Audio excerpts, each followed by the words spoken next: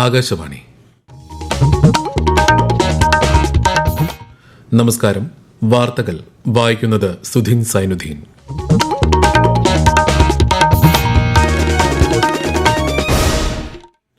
പ്രധാന വാർത്തകൾ. പ്രതിപക്ഷ ബഹളത്തെ തുടർന്ന് പാർലമെന്റിൽ ഇന്നും നടപടിക്രമങ്ങൾ തടസ്സപ്പെട്ടു. ലോക്സഭ 1 മണിവരെയും രാജ്യസഭ 2 മണിവരെയും നിർത്തിവച്ചു. ഓപ്പറേഷൻ സിന്ദൂർ സംബന്ധിച്ച ചർച്ചകൾ ലോക്സഭയിൽ ഇന്ന് നടക്കും. ISROയും നാസയും സംയുക്തമായി വികസിപ്പിച്ചെടുത്ത ഭൌമ നിരീക്ഷണ ഉപഗ്രഹം നിസാറിന്റെ വിക്ഷേപണം മറ്റന്നാൾ. കേരളത്തിൽ മഴയ്ക്ക് നേരിയ ശമനം. കേരള, കർണാടക, ലക്ഷദ്വീപ് തീരങ്ങളിൽ മത്സ്യബന്ധനത്തിന് വിലക്ക് തുടരുന്നു. ഫിഡെ ചെസ് വനിതാ ലോകകപ്പ് ഫൈനലിൽ ഇന്ത്യയുടെ കൊനേരു ഹംപിയും ദിവ്യ ദേശ്മുഖും തമ്മിലുള്ള ട്രൈ ബ്രേക്കർ ഇന്ന്. വാർത്തകൾ വിശദമായി. പ്രതിപക്ഷ ബഹളത്തെ തുടർന്ന് പാർലമെന്റിൽ ഇന്നും നടപടിക്രമങ്ങൾ തടസ്സപ്പെട്ടു. ലോക്സഭ 1 മണിവരെയും രാജ്യസഭ 2 മണിവരെയും നിർത്തിവച്ചിരിക്കുകയാണ്. ഓപ്പറേഷൻ സിന്ദൂർ സംബന്ധിച്ച ചർച്ചകൾ ലോക്സഭയിൽ ഇന്ന് നടക്കാനിരിക്കെയാണ് സഭാ നടപടികൾ തുടർച്ചയായി തടസ്സപ്പെട്ടത്. ബീഹാർ തീവ്ര വോട്ടർ പട്ടിക പരിഷ്കരണം ഉൾപ്പെടെയുള്ള വിഷയങ്ങൾ ഉന്നയിച്ച് 11 മണിക്ക് സഭാ നടപടികൾ ആരംഭിച്ച ഉടൻ തന്നെ പ്രതിപക്ഷം പ്രതിഷേധമുയർത്തി. ചോദ്യോത്തരവേള തടസ്സപ്പെടുത്തരുതെന്ന് ലോക്സഭാ സ്പീക്കർ ഓം ബിർള അഭ്യർത്ഥിച്ചെങ്കിലും പ്രതിപക്ഷം വഴങ്ങിയില്ല. जानना चाहता है कि आप प्रश्नकाल क्यों स्थगित करना चाहते हैं, क्यों आप प्रश्नकाल के अंदर नियोजित बाधा करना चाहते हैं. मैं फिर आपको आग्रह कर रहा हूं, सदन की मर्यादाओं को बना के रखो. सदन सबका है. देश की 140 करोड़ जनता की अभिव्यक्ति का सर्वोच्च संस्था है. सदन की कार्रवाई आज 12 बजे तक के लिए स्थगित की जाती है. തുടർന്ന് 12 മണിവരെ നിർത്തിവെച്ച സഭ വീണ്ടും ചേർന്നപ്പോൾ ഓപ്പറേഷൻ സിന്ദൂർ സംബന്ധിച്ച ചർച്ചയ്ക്ക് തുടക്കം കുറിക്കാൻ ശ്രമം നടന്നെങ്കിലും പ്രതിപക്ഷം ബഹളം തുടർന്നതിനാൽ നടപടികൾ 1 മണിവരെ നിർത്തിവെക്കുകയായിരുന്നു. 16 മണിക്കൂറാണ് വിഷയത്തിൽ ചർച്ചയ്ക്ക് സമയം അനുവദിച്ചിരിക്കുന്നത്. രാജ്യസഭയിലും സമാന സംഭവങ്ങളാണ് അരങ്ങേറിയത്. വിവിധ വിഷയങ്ങളിൽ അടിയന്തര ചർച്ച ആവശ്യപ്പെട്ട് പ്രതിപക്ഷം നൽകിയ 26 നോട്ടീസുകൾ സഭാ ഉപാധ്യക്ഷൻ ഹരിവംശ് തള്ളി. കേരളത്തിൽ നിന്നുള്ള കന്യാസ്ത്രീകളെ ഛത്തീസ്ഗഡിൽ അറസ്റ്റ് ചെയ്ത വിഷയം പാർലമെന്റ് ചർച്ച ചെയ്യണമെന്നാവശ്യപ്പെട്ട് സംസ്ഥാനത്ത് നിന്നുള്ള MPമാരും നോട്ടീസ് നൽകിയിരുന്നു. M ധനപാൽ, IS ഇമ്പദുരൈ എന്നീ അംഗങ്ങളുടെ സത്യപ്രതിജ്ഞാ ചടങ്ങിനും രാജ്യസഭ ഇന്ന് സാക്ഷ്യം വഹിച്ചു.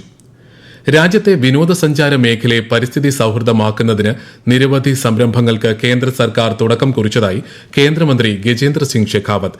ഇവ ഫലപ്രദമായി നടപ്പാക്കുന്നതിനായി സംസ്ഥാന സർക്കാരുകളുമായി ചേർന്ന് പ്രവർത്തിക്കുന്നതായും കേന്ദ്രമന്ത്രി ലോക്സഭയിൽ വ്യക്തമാക്കി.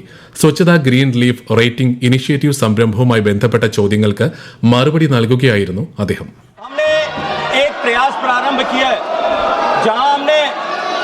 टूरिस्ट को ज्यादा एनवायरमेंट फ्रेंडली और सस्टेनेबल प्रैक्टिसेस को अडेप्ट करे, इस दृष्टिकोण से जागरूक करने के लिए विभिन्न प्रयासों को प्रारंभ किया है. आज उसके भी कुछ स्तर तक परिणाम दिखाई देते हैं. हम राज्य सरकारों के साथ मिलकर के इसको और अधिक नीचे के गहराई तक ले जाने के लिए काम कर रहे हैं. माननीय സമാജ്വാദി പാർട്ടി MP ഡിംപിൾ യാദവിനെതിരെ all India Imam association president Maulana Sajid Rashidi നടത്തിയ പരാമർശത്തിൽ പ്രതിഷേധിച്ച് NDA MPമാർ പാർലമെന്റ് വളപ്പിൽ ഇന്ന് പ്രതിഷേധ പ്രകടനം നടത്തി. സ്ത്രീ സമൂഹത്തെ അപമാനിക്കുന്ന പരാമർശമാണിതെന്ന് ചൂണ്ടിക്കാട്ടിയായിരുന്നു പ്രതിഷേധം. ബീഹാറിലെ തീവ്ര വോട്ടർ പട്ടിക പരിഷ്കരണവുമായി ബന്ധപ്പെട്ട് പ്രതിപക്ഷ MPമാരും ഇന്ന് പാർലമെന്റിന് പുറത്ത് പ്രതിഷേധ പ്രകടനം നടത്തി. ISROയും നാസയും സംയുക്തമായി വികസിപ്പിച്ചെടുത്ത ഭൌമ നിരീക്ഷണ ഉപഗ്രഹം നിസാർ ഈ മാസം 30-ന് വിക്ഷേപിക്കുമെന്ന് ISRO chairman doctor V Narayanan. ആഗോള സമൂഹത്തിനൊന്നാകെ ഉപഗ്രഹത്തിന്റെ പ്രയോജനം ലഭിക്കുമെന്ന് അദ്ദേഹം ചെന്നൈയിൽ മാധ്യമങ്ങളോട് പറഞ്ഞു. മേഘാവൃതമായ കാലാവസ്ഥയിലും 24 മണിക്കൂറും ഭൂമിയുടെ ചിത്രങ്ങൾ പകർത്താൻ കഴിയുന്ന വിധത്തിലുള്ള സംവിധാനങ്ങളാണ് ഉപഗ്രഹത്തിലുള്ളത്. മണ്ണിടിച്ചിൽ, കാലാവസ്ഥാ വ്യതിയാനം എന്നിവ നിരീക്ഷിക്കുന്നതിനും ദുരന്ത നിവാരണ പ്രവർത്തനങ്ങൾക്കും ഇത് ഏറെ സഹായിക്കും. GSLV F-16 റോക്കറ്റാണ് ഭൌമോപരിതലത്തിൽ നിന്ന് 740 കിലോമീറ്റർ ഉയരെയുള്ള ഭ്രമണപഥത്തിൽ ഉപഗ്രഹത്തെ എത്തിക്കുക. ചന്ദ്രയാൻ 4, മംഗൾയാൻ ദൌത്യങ്ങൾക്കായുള്ള മുന്നൊരുക്കങ്ങൾ നടക്കുന്നതായും ISRO ചെയർമാൻ വ്യക്തമാക്കി. ഹരിദ്വാർ മാൻസ ദേവി ക്ഷേത്രത്തിൽ തിക്കിലും തിരക്കിലും പെട്ട് 8ഓളം പേർ മരിക്കാനിടയായ സംഭവത്തിൽ മജിസ്ട്രേറ്റ് തല അന്വേഷണത്തിന് ഉത്തരവിട്ട് ഉത്തരാഖണ്ഡ് മുഖ്യമന്ത്രി പുഷ്കർ സിംഗ് ധാമി. 15 ദിവസത്തിനകം അന്വേഷണ റിപ്പോർട്ട് സമർപ്പിക്കാനാണ് ഹരിദ്വാർ അഡീഷണൽ ജില്ലാ മജിസ്ട്രേറ്റിന് നിർദ്ദേശം നൽകിയിരിക്കുന്നത്. ക്ഷേത്ര പരിസരത്ത് വൈദ്യുതി പ്രവാഹമുണ്ടായെന്ന അഭ്യൂഹത്തെ തുടർന്നാണ് തിക്കും തിരക്കുമുണ്ടായത്. 30 പേർക്ക് സംഭവത്തിൽ പരിക്കേറ്റു. ഉത്തർപ്രദേശിലെ ബാരാബങ്കിയിൽ ക്ഷേത്രത്തിൽ വൈദ്യുതി കമ്പി പൊട്ടി വീണതിനെ തുടർന്നുണ്ടായ തിക്കിലും തിരക്കിലും മരിച്ചവരുടെ എണ്ണം 2ആയി. അവസാനേശ്വർ ക്ഷേത്രത്തിൽ ഇന്ന് പുലർച്ചെയാണ് അപകടമുണ്ടായത്. ക്ഷേത്രത്തിലെ ടിൻ ഷെഡിന് മേൽ വൈദ്യുതി കമ്പി പൊട്ടി വീണതാണ് അപകട കാരണമെന്നാണ് റിപ്പോർട്ടുകൾ. 20-ലേറെ പേർക്ക് പരിക്കേറ്റിട്ടുണ്ട്. സംഭവത്തിൽ ദുഃഖം രേഖപ്പെടുത്തിയ മുഖ്യമന്ത്രി യോഗി ആദിത്യനാഥ് മരിച്ചവരുടെ കുടുംബങ്ങൾക്ക് 5 ലക്ഷം രൂപ നഷ്ടപരിഹാരം പ്രഖ്യാപിച്ചു. ഈ വാർത്തകൾ ആകാശവാണിയിൽ നിന്ന്. ആകാശവാണി വാർത്തകളും വാർത്താ അധിഷ്ഠിത പരിപാടികളും all India radio news Thiruvananthapuram YouTube ചാനലിലും @all India radio news Thiruvananthapuram Facebook പേജിലും AIR ന്യൂസ് തിരുവനന്തപുരം ഇൻസ്റ്റഗ്രാം അക്കൌണ്ടിലും @AIR ന്യൂസ് TVM X ഹാൻഡിലും ലഭ്യമാണ്. ഛത്തീസ്ഗഡിൽ അറസ്റ്റ് ചെയ്ത കന്യാസ്ത്രീകൾക്ക് നീതി ലഭ്യമാക്കാൻ ഇടപെടണമെന്നാവശ്യപ്പെട്ട് മുഖ്യമന്ത്രി പിണറായി വിജയൻ പ്രധാനമന്ത്രി നരേന്ദ്രമോദിക്ക് കത്തയച്ചു. വിഷയത്തിൽ സുതാര്യവും നീതിയുക്തവുമായ നടപടി ഉറപ്പാക്കണമെന്നും മുഖ്യമന്ത്രി പ്രധാനമന്ത്രിയോട് അഭ്യർത്ഥിച്ചു.